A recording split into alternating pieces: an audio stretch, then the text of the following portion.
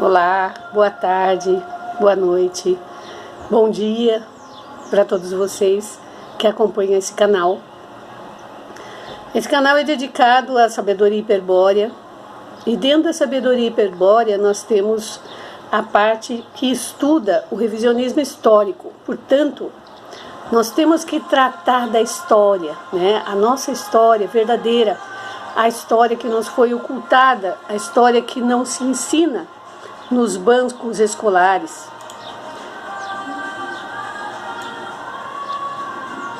Então nós temos um cuidado muito especial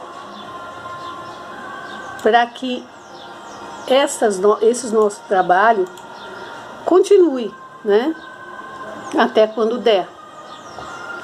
Porque inclusive nós vamos falar ou mexer com organizações que são detentoras do poder, são detentoras principalmente das comunicações, da indústria farmacêutica, dos bancos e de todas as formas, digamos assim, em que o ser humano se desenvolve.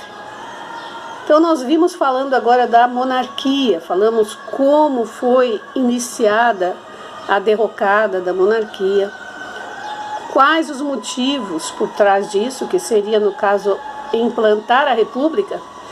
E hoje nós vamos saber como funcionou tudo isso e, principalmente, vamos falar de algo que muitos dizem que é teoria da conspiração. Só que será que Gustavo Barroso já era um conspiracionista?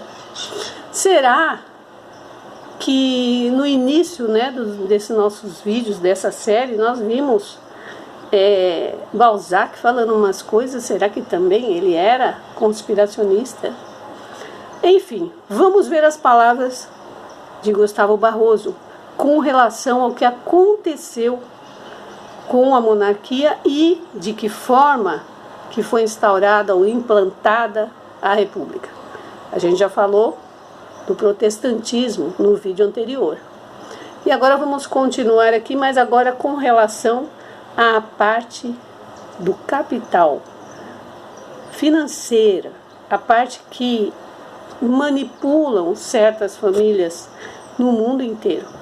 E é claro que essas famílias também influenciaram o nosso Brasil. E imagine há quanto tempo já. Nós estamos falando de monarquia. Falamos do descobrimento no início, agora já estamos falando de monarquia e vamos falar da república. Nossa, há quanto tempo já que nós estamos nessa situação? E por que será? Bom, o que diz o nosso querido Gustavo Barroso? A monarquia legou à república,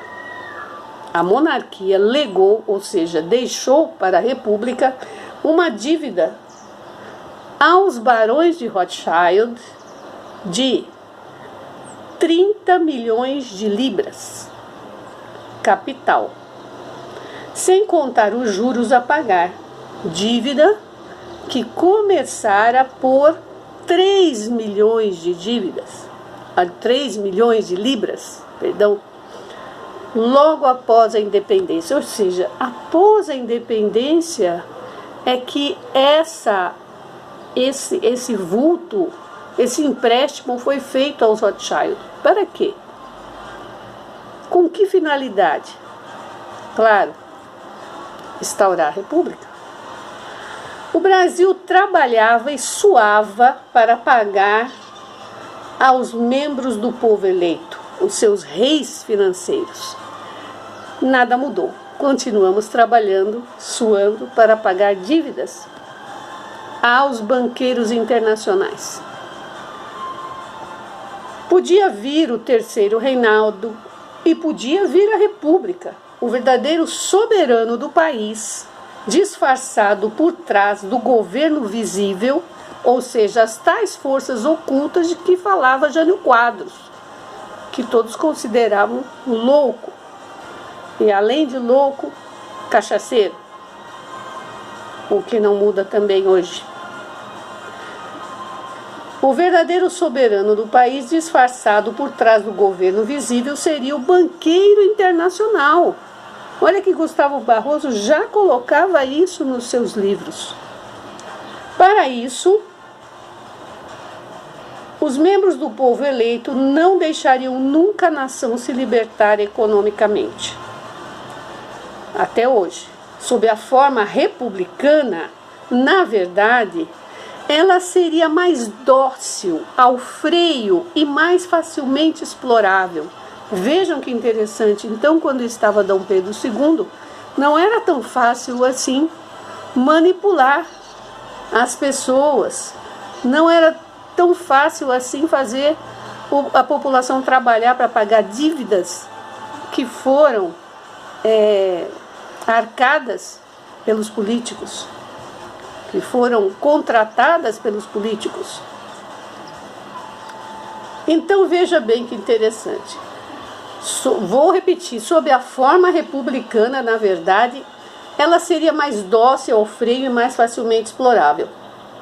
As finanças do povo eleito, portanto, davam preferência a essa forma, que melhor lhe permitiria fazer no organismo nacional, em seu proveito, a aplicação de teorias econômicas e de doutrinas financeiras que, arruinando a fazenda pública e destruindo a particular, sob pomposos nomes técnicos e retumbantes citações de economistas do povo eleito, sugassem do Brasil, sem que o povo desse por isso todo o seu sangue. Experientiae in anima vili. Um dos efeitos da colonização bancária judaica